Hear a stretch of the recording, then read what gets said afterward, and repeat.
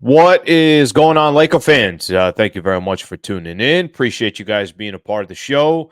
Had a couple Laker topics that I wanted to get into tonight, so making sure to put out another video here. Um, got a few things here. You got the AD extension coming up on Friday. I got a couple angles on that. Jovan Buha had a really nice article about potential Laker rotations. Jaxson Hayes potentially coming into the starting lineup. Max Christie and his rotational opportunities. There's a couple different angles in regards to Laker rotation. Still no big for the Lake Show. What are they going to do there? Christian Wood, Bismack Biyombo. What's taking so long? Spend a little time on that. And then the Ringer had the player rankings for the NBA and where they put Anthony Davis, where they put LeBron James. I want to spend a little time on that as well. Before I get into all that stuff, if you can please do me a favor, just take 2 seconds and subscribe to the channel. It would mean the world to me. It really, really helps the channel, and I really want to continue to pay attention and focus on getting as many people subscribed to the channel as possible. So if you could please subscribe, I would appreciate it. Let's get right into it. Okay. Anthony Davis extension coming. We all know the date, and we've talked a little bit about this as well. And obviously, this is a topic that's going to continue. It's not going anywhere, but the date is right around the corner. So coming up this Friday, so August 4th, Anthony Davis becomes extension eligible. Couple different ways to look at it, and I want to respond to something that was said on the Hoop Collective podcast. Brian Windhorse, Tim McMahon, Tim Bontemps. But listen, this is what I'm hoping happens on August 4th, and you guys could feel free to comment below of what you guys want to see happen. I don't really see a scenario out there other than Anthony Davis and the Lakers coming to terms. If it's not on Friday with an extension, by the time you get to next week, that there's some type of extension between the franchise and the player. Listen, if you're Anthony Davis, you've been injury prone in the past. Don't you want to make sure that you secure as many years as you possibly can, and put yourself in a position financially where you really never have to, he already doesn't have to ever worry about money again in his life, but he can sign a 3-year extension for $170 million. If you guys want me to break it down real quick, if you don't know, AD has 2 years left on his deal. He's got a player option the following year, which is 2024, 2025. And the extension basically would be 3 more years on top of that. So this year, the next year with the player extension, and then 3 years on top if he ends up signing that player. If he ends up signing the extension, he has a player option next year as well. It could be north of about $250 million. If I'm Anthony Davis, I know what my health has been like in the past. I'm trying to take that 250 and call it a day. Now, granted, it's a 3-year extension. He still has the ability with those next 2 years. That's what I do with AD if I'm Anthony Davis. Now, he has the option also to take a little bit of a risk and say, all right, let me not sign the extension. He can make some more money and get an extra year if he waits. I just look at AD and I look at his age. If I can make that type of money up until, what is it? He's going to be 35 years old by the time the contract is done. It sounds like it's a good move for Anthony Davis. On the other side for the Lakers, on the flip side, listen, I've said this before. I think AD sometimes gets interesting. The way we look at Anthony Davis, he's critiqued and he's criticized a ton. But the reality is what Anthony Davis brings to the table on night in, night out basis. He's the best defensive player on the other side, 95% of every game. And then offensively, he could drop 32 and 17 any night and give you 4 block shots. Now, on the flip side of that, there's also nights where he has 14 points and he only gets to the free throw line 2 or 3 times and he ends up with 6 or 7 rebounds, and we're all frustrated about it. But that just that's what comes with AD. Now, do I think you can win an NBA championship with Anthony Davis as your best player? I don't. But I think you can continue to compete with the roster that you have, AD and LeBron there, all these other role players that you have. Obviously, that window is going to close quicker and quicker here because of LeBron's age. But when LeBron does decide he's no longer going to be a Laker, or he decides to retire, or leaves and decides to play with his son, or whatever happens in the future, then you obviously got to go find another star player as good as Anthony Davis. But I hope on Friday the Lakers make an offer and AD and the Lakers agree to terms, and we could kind of move on from this extension conversation. You might agree, you might disagree. You could put them on the comments, but this is all coming up on Friday. The one thing I want to take from the Hoop Collective podcast with Brian Windhorst, Tim McMahon, and Tim Bontemps.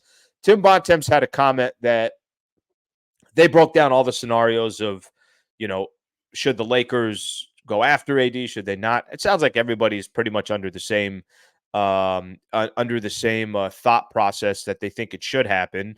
Brian Windhorst actually said at one point, I do think there's an expectation that the Lakers make some sort of offer or show their intention to make some sort of offer. So we'll see what happens on that front. But Tim Bontemps, one of the points he was making was he thought the Lakers should make an offer for Anthony Davis, not just strictly based on the points that I made, but part of his reasoning was the fact that he thought the Lakers would have trouble attracting stars if Anthony Davis leaves. And he went back and talked about the times before LeBron came back. And he said it's easy to forget that they had trouble getting Carmelo. They had trouble getting LaMarcus Aldridge. That the Lakers were having trouble replacing their stars or replacing the star of Kobe Bryant, replacing the all-star of Pau Gasol, kind of go down the list. I couldn't disagree more with that. I think, listen, the Lakers did when Dr. Jerry Buss passed away and you had Jeannie Buss trying to figure out, okay, Jim Buss is going to be the president of basketball operations with Mitch Kupchak. There was certainly a stretch for the Lakers where things did not look good. But I think where the franchise sits today is a lot different than where they sat 6-7 years ago. So I think the ability and the opportunity to see that, hey, maybe Rob Pelinka does know what he's doing. Maybe there is stability within the Lakers front office. Maybe there is somebody that is more than viable to make the right decisions. I think the thought process and the perception of the Lakers is a lot different today than it was in the past. So I disagree with Tim Bontemps when he says, go get Anthony Davis, because if it's not AD, you're going to have trouble getting another star. I do think the Lakers still have certainly still have that power to go make it happen. And they have a franchise that looks like they know what they're doing. So that's what I believe when it comes to that front. Friday, Lakers have some decisions to make, and let's see what happens on the Anthony Davis front. Again, your comments below if you have any thoughts on the AD stuff, or even this thing about Tim Bontemps, where he says he would have some concern the Lakers being able to replace a superstar like Anthony Davis. I mean, here's the reality. Go look at the Lakers' history. They've always had superstars, period. And they're just go to a Laker game at Crypto.com Arena, go look up in the rafters, and go look at all the stars of players that have had their jersey retired. It's superstar after superstar. The next superstar will come to the Lakers. I just think it's always a matter of time. And the hope is it's not too long after when Bron decides to hang it up or stop playing or leave, that there's another star waiting. Okay. There was an article that came out with Jovan Buha. So in the Athletic, and it says Lakers rotation predictions, projecting the point guard battle, LeBron's minutes, all that other good stuff. There are a couple things that came out of it that I found interesting. Again, this is Jovan Buha, the Athletic. There was, listen, what the starting lineup's going to be, we know that, okay, D'Angelo, Gabe Vincent, they're probably going to find a way to fight it out to see who's going to be the starting point guard. No one's Austin Reeves. Okay, that position is done. LeBron and AD, that position is done. The question then comes down to, all right, what do the Lakers do from here with some of those other roles? And in Jovan's article, he said that the Lakers are confident in Jaxson Hayes' ability to start and play a prominent role next to Anthony Davis in a lineup with two bigs.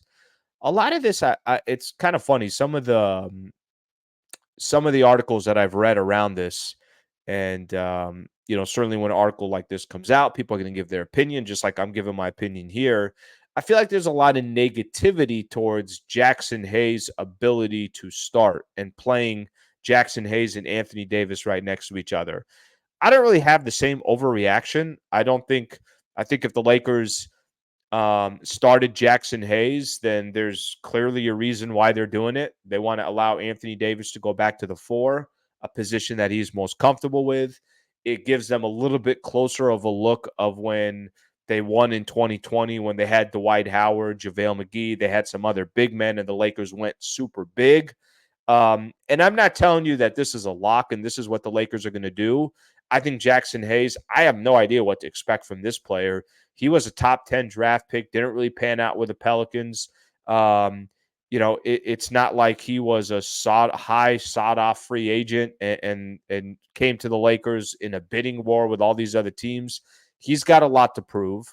But does he offer something that will make Anthony Davis's life easier? And does he offer something that gives the Lakers kind of an opportunity here to have a more dominant defensive presence, just to have these bigs and the size? Or is it just a bad idea? And what it really can do is clog up the middle, hurt the Lakers in spacing the floor and some of these other, potential lineups that would allow the Lakers to do that. Rui Hachimura being one of those players. I don't have too much negativity towards it. I just think that the Lakers are probably going to try things out, and whatever works come training camp, whatever works come preseason, they're going to roll with. I think it's easy to look at Darvin Ham as well and see that last year is a good example. He made adjustments as the season progressed. Austin Reeves worked his way into the starting lineup. As the playoffs went on, D'Angelo Russell was working his way towards the bench. Rui Hachimura was working his way to more minutes. So I think the Lakers ultimately will give those minutes to players that I think we all feel deserve it or should get the run. Another piece of Jovan's article talked about Max Christie. I think we all enjoyed watching Max Christie in the Summer League. I think we all enjoyed getting a chance to look at what his potential is. There's a piece in the article that says that he could be an X factor in the rotation if he can continue to develop as a shot creator and playmaker. He has a chance to carve out a significant role given his three-point shooting and defensive ability. Lakers are confident he can grow into being the team's 8th or 9th man next season.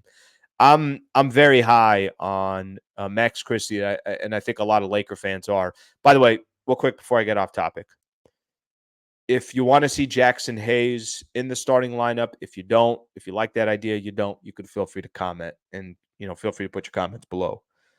So Max Christie, we saw in the Summer League, and we all shouldn't be looking at the Summer League and saying, oh, well, because of what he did in the Summer League, he should start. That's not how it works. However, I think Max Christie had moments last year where he was impressive. I think the Summer League was a good example of, man, this guy doesn't even belong in the Summer League. He's way better than the competition that's out there. I think he's going to get minutes this upcoming year. I really do. I had a chance to interview him. It was during the Summer League, so let's say a month ago or so, and on my radio show. And I'm impressed. I'm impressed with how he plays. I'm impressed with his approach. I'm impressed that he added weight in the offseason, about 10 pounds of muscle. I'm impressed how much he loves the game of basketball. I'm impressed with his interview, like the whole thing, just the way he carries himself. He sounds a lot more mature than he is. I'm excited what he brings to the table, and I got a feeling that Max Christie is 100% going to get some opportunities. If you have not got a chance to go read this article from Jovan, it's really good. It gets into depth into a lot of different players. But those were the two that I kind of wanted to break down that I thought were interesting from that standpoint as far as Laker rotations go. I know we hit on Jaxson Hayes for a quick second. Still no big for the Lakers. They still have not got out there and signed another center in free agency, especially just think about this. If you have Jaxson Hayes starting, you're definitely going to need a big coming off the bench. It's going to eventually happen. I think we're still getting the same names. I'm still hearing Christian Wood. I saw something that Christian Wood might be waiting what happens with Damian Lillard and the Portland Trailblazers. Maybe he gets an opportunity to go play in Miami. So I think there's still some dominoes to fall, and it doesn't sound like the Lakers are in any kind of rush. Christian Wood's been talked about. Bismack Biyombo has been talked about. I've seen Tristan Thompson's name come up. I've seen JaVale McGee's name come up. So the Lakers still got some options, and it doesn't sound like they're in any rush. It's kind of crazy that for the last 3 weeks or so, that has been a conversation. That one of the conversations is about filling up the 14th roster spot, but it's the truth. It has been, and there's just no updates on that front. So we'll see what eventually happens in regards to in regards to that 14th roster spot and the Lakers getting another big. Okay, last thing that I want to get into in tonight's show, the Ringer did their player rankings. So their ranking, I think they ranked 125 players in the NBA, and where LeBron James and Anthony Davis rank, I think is a little interesting. If you guys remember back in 2020, after the Lakers won an NBA championship, ESPN did a player rankings. They had LeBron at number one. They had Anthony Davis at number two in the league. The Lakers, two stars, I want to tell everybody right out the gate here, they're not in the top 10. So keep that in mind. Here's the top 10, and then I'll show you where LeBron and Anthony Davis are. Jokic, number one. Cool. No problem. Two-time MVP and now a finals MVP as well. Defending NBA champs, the Denver Nuggets. Give Jokic all the credit in the world. Steph Curry at two. I was actually a little surprised that he was at number two. Not that he's not top five, but I thought two was a little high. They got Giannis at three, KD at four, Joel Embiid at five. Tatum takes the number six spot. Luka at number seven. Kawhi, not that Kawhi doesn't have the talent to be number eight, but just how many games Kawhi usually plays. It's a little bit interesting there for Kawhi Leonard. Jimmy Butler and the defending Eastern Conference champs, the Miami Heat at number 9, and they got Devin Booker at number 10. Let me stop at this top 10 here for a quick second. All the teams that you feel like are going to compete for an NBA championship, they got players that are obviously sitting in the top 10. Jokic, they just won an NBA championship. Steph Curry, go look at his resume with the Warriors. Giannis has an NBA championship with the Bucks. KD and the Suns certainly expected to compete for an NBA championship, and they got two top 10 players through the Suns. KD at number 4, Devin Booker at number 10. Embiid, I feel bad for because I don't think he's going to be competing for a championship, maybe unless they get Damian Lillard, but they got him at 5. Tatum obviously been to the NBA Finals. So you got a lot of players here that are going to be competing for an NBA championship that are sitting at the top 10. The Laker players, Anthony Davis and LeBron James, they come in at 11 and 12. Look, I don't know if last year was the best opportunity left for the Lakers to win a championship with LeBron James and Anthony Davis. I think it's tough to win a championship if you don't have a top 10 player. Now, I know we're just looking at a company's player rankings. It's not like this is just literally a ranking. And if you ask me, hey, would you rather have Devin Booker or Anthony Davis? I think you got a better chance of winning a championship with AD because of what he does on the defensive side. So you can make a case AD should be in the top 10, but we'll just leave it at that.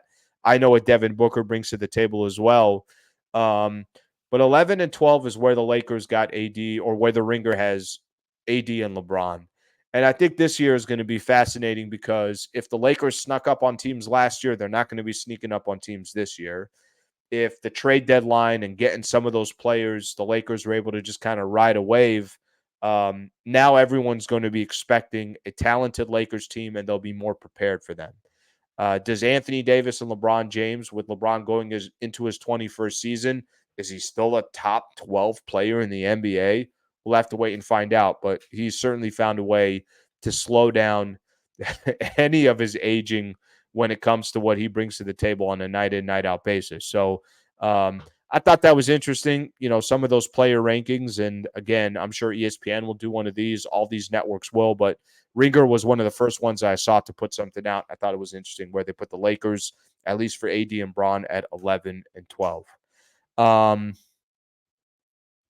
It's a lot of stuff that I just got into, and there's a lot going on right there. So that's all I got for tonight, and I appreciate you guys being a part of the show. Always enjoy reading your comments here on YouTube. If you could please do me a favor, I know I mentioned it before. YouTube is a very, very important. This channel is very, very important to me. So if I can get you to please subscribe, if you're a Laker fan, NBA fan, I'll do my best to try to continue to put up content. I got to start putting up more content. I know I need to do that, and I will. So kind of a quieter time of the year, but we will try to find different storylines around Lakers basketball in the NBA. So thank you for being a part of the show. Please subscribe to the channel, and I hope you guys have a great rest of your night. Thanks, Laker fans.